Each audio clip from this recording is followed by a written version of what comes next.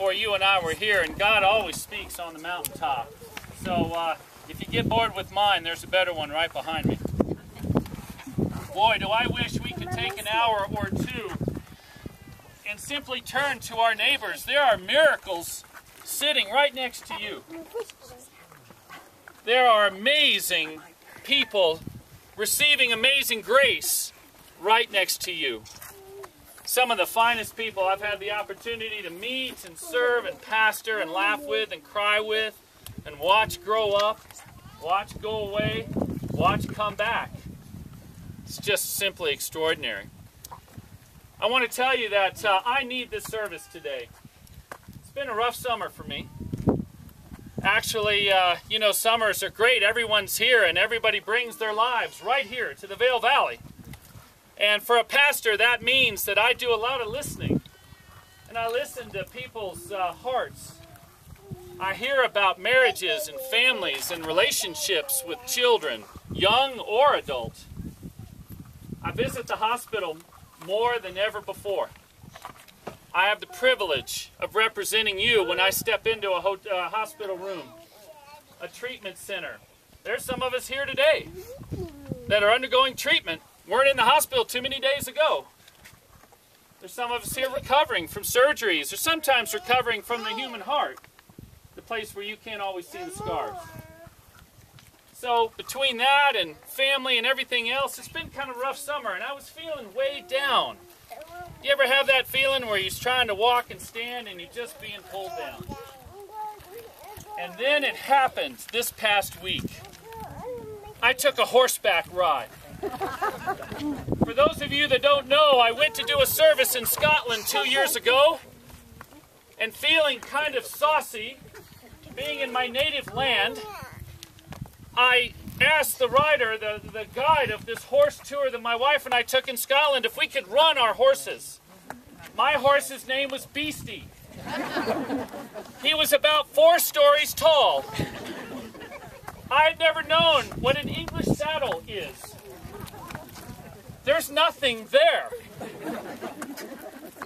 And just about the first 30 yards, when I was understanding this was a really bad idea, and I was grabbing on to things that didn't exist, I asked BC to stop in the several languages that I knew. He stopped and I kept on going. 4 stories I fell. And joined the Randy Viola fan club. Our hand and wrist and arm specialist. I just broke this wrist all up. Well, I tell you what. Last week, we had relatives come to town. I had my sister-in-law, Ann, and my nephew, Will. Will's with us here today. Our daughter, Katie, 9 years old, and my wife take a trail ride as a birthday present for our nephew out at Four Eagle Ranch. I was okay until I saw that horse. I kid you not, storm clouds were rolling with lightning, and I said to the guide, "Do you see the lightning?" And he said, "No, the horses are fine with that, don't worry." I got on the slowest horse. I said, "Have you got the slow one?" And he said, "Yeah, and he's stubborn too." I said, "That'll match me great." And I got behind my family. I was the last one in line, and we did an hour and a half of the easiest horse walk in the world. My whole body froze on the right side. I could not move this side of my body. My body was remembering that fall. And I was physically feeling pulled off that horse. And all those visits and all those conversations started to come crashing in. Have you ever had a moment like that? When you just feel pulled down, way down.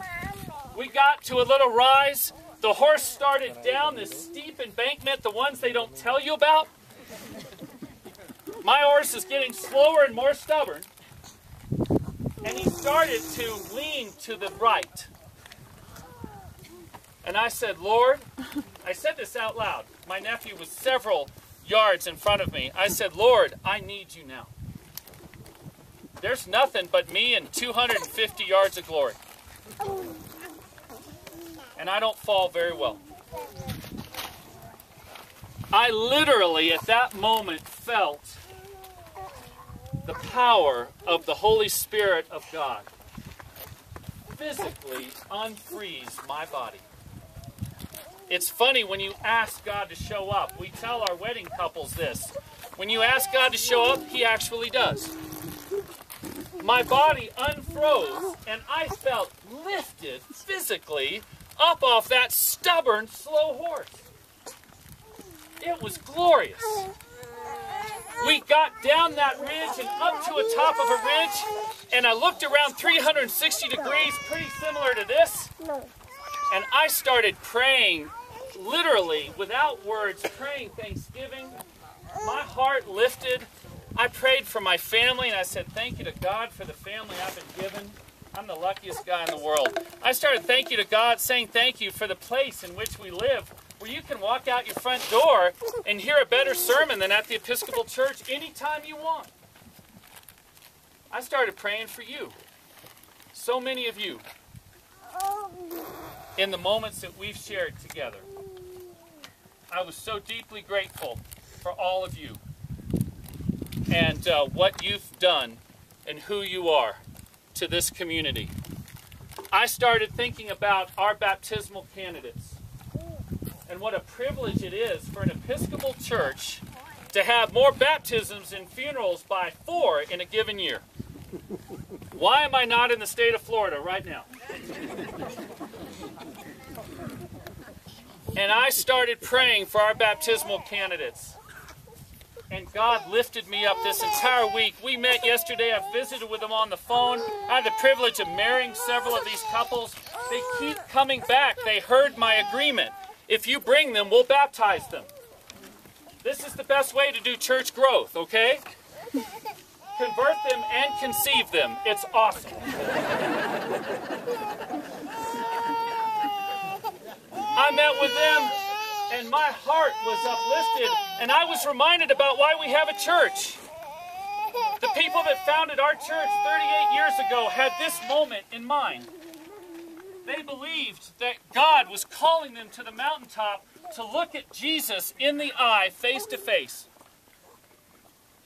They believed that when they came here, they could see Jesus risen and alive in all of His glory.